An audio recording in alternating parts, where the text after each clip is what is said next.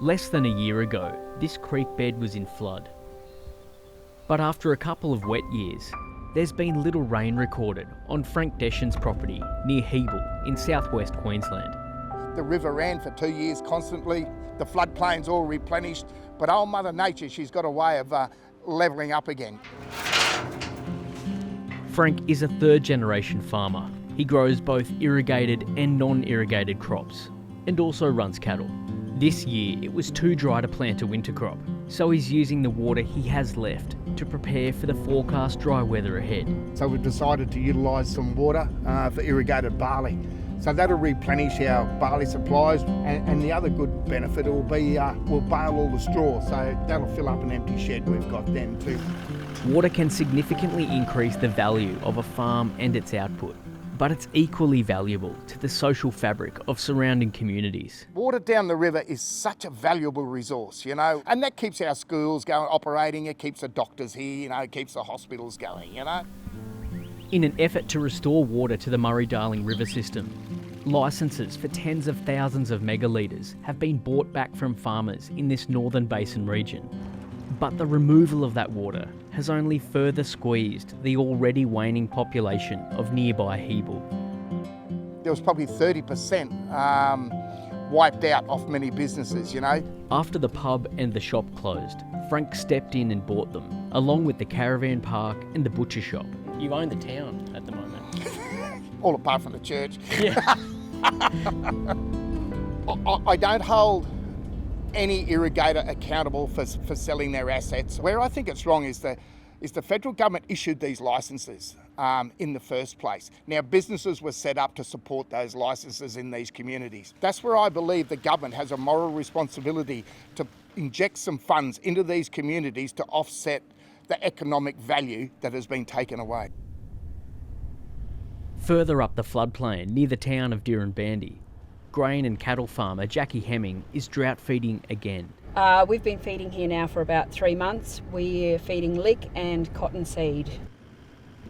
The last drought pushed a lot of farmers out of the district, and there's an unease at the prospect of more water buybacks. Certainly the community groups in town are struggling. Ever since the last drought and the water buybacks, people have left town, people have sold up and left. So if buybacks are put back on the table, you think more people might see that as a way to cash out? Absolutely. Yep, I do. And to be honest, I can't blame them. But again, I do see it as a detrimental situation for our town. Absolutely. Dirranbandy's main street tells the story of a town in transition. The wool boom is no longer, and agriculture is increasingly more efficient, and there are fewer jobs to fill, with a declining and ageing population for those who have no plans on ever leaving. The goal is to simply preserve the basic foundations of the community. We need to find another industry to keep the town alive. It's worth saving. It is the hub of this community. There are so many people who rely on our hospital, our food works, who live an hour and a half west of here. For them to then go to town to get their groceries or parts or whatever that may be, you're talking 2.5 hour drive for them to go and pick that up. But sustaining an economically important irrigation industry and a healthy river is a challenge. For the traditional owners, the Ualii people, that balance is even more complicated. Mum's family were here when they were felling all the trees, and they knew that probably wasn't the best thing for the environment back then, but they still did it. I'm also aware of, as a business person, how many people the farms actually employ, and those are the sorts of things that keep us going as a business. So I'm a little bit torn. Tanya Thomas was born in Dirranbandy, but only came back 5 years ago when she bought the local cafe. So my getaway time, I go down to the river and just sit, and it's just a comforting, quiet space where you just feel connected. And it's hard to explain, it's just a feeling.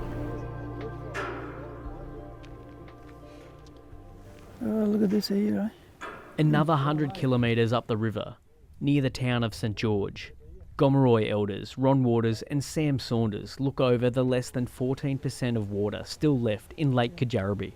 When it stops gravity feeding in this channel here, they put their big pumps in over there on that bank, pump it into that channel over there, and they'll drain it right down to a pool. And that's supposed to be our environmental water. The buybacks don't help us because they send it all down in the front end of the flows. This is what we get left with at the back end of the flows. The E.J. Beardmore Dam was built in 1972 and supplies water to irrigators and St George. Ron remembers the construction.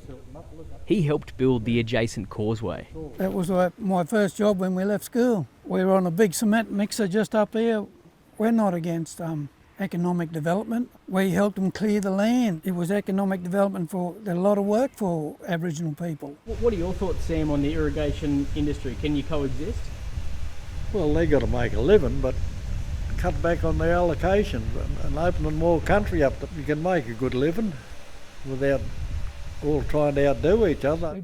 In 2018, the federal government committed $40 million to help First Nations communities invest in water for cultural and economic activities. But so far, no water has been bought. But at the end of the day, when all the development stopped, they forgot all about us. Never gave us a seat at the table anymore. This is our life, our bloodline, you know, and it links us all together.